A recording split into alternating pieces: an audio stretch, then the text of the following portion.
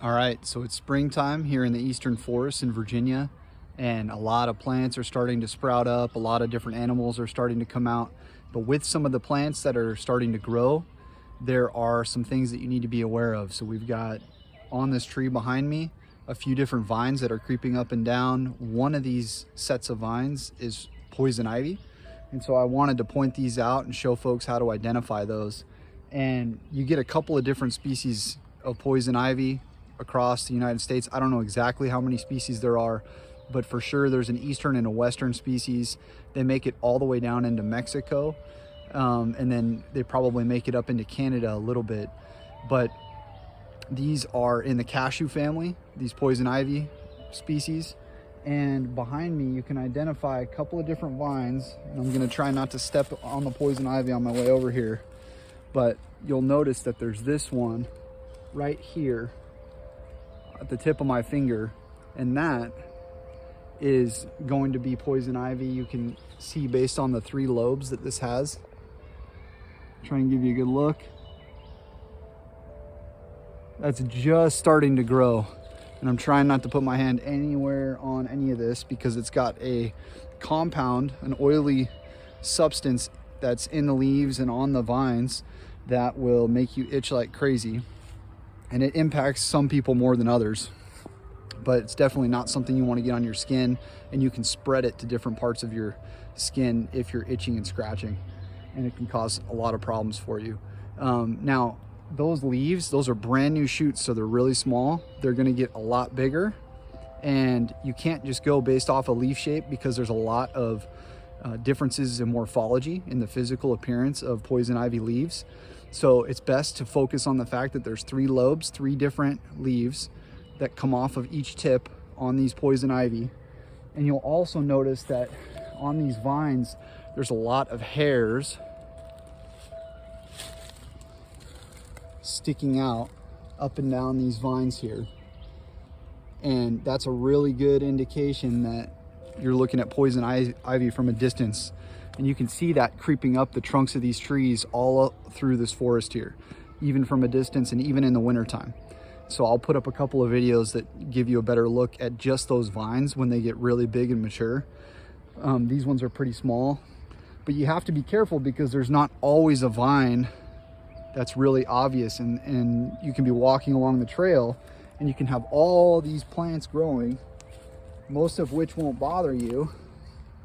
But then you get something like this, and that's poison ivy right there. And you can see the 1, 2, 3 leaves on each of these different stems popping out, right? And this is just one shoot that's coming up, and all of these root systems are interconnected through here. And so you've got all these poison ivy shoots that are creeping and growing up all of the different trees and then starting to sprout off in different directions. This forest is covered in poison ivy, so you got to be real careful walking around and going off trail for sure. It's a really good way to get yourself into a very uncomfortable situation pretty fast. So I'll put up some more info soon, but important to look out for poison ivy. Here's one more perspective on these poison ivies. You can see this huge poison ivy vine trunk coming up right at the base of this huge tree. And this spiders off and climbs all the way up this tree. And you can see it shooting off, sending off these different sprouts in all directions off of this vine. But that vine goes basically all the way up to the top of this, up to the crown of this tree. And it's about 60 feet up where this tree stops. But you've got that main poison ivy vine all the way up and down this thing. And even though there's not a lot of new growth yet, because it's so early in the spring, it's easy to identify because of all these hairs all over this poison ivy vine. And then you can see that there's one little shoot coming off of here with these 3 leaves that we talked about, just starting. So another good look at how to identify poison ivy.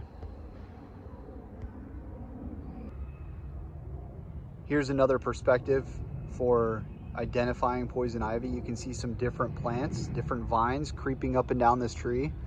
And it might seem like some of these are the exact same thing, but actually there's a couple of different things here. So you've got a Virginia creeper, and you've got 5 leaves that are on the tips of these Virginia creeper plants.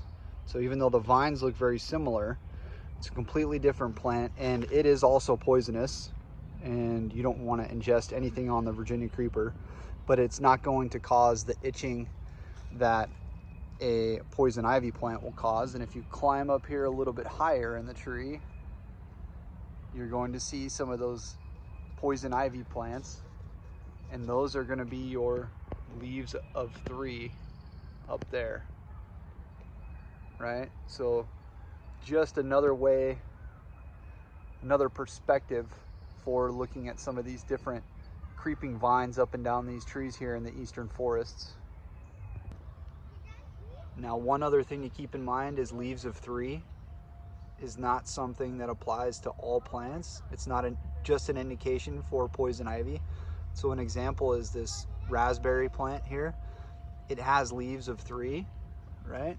1, 2, 3 on every single tip, but this has spines, right? So you can see all these thorns sticking out. That's one giveaway that this is not poison ivy, but just something to consider when you're trying to identify poison ivy out here in the woods.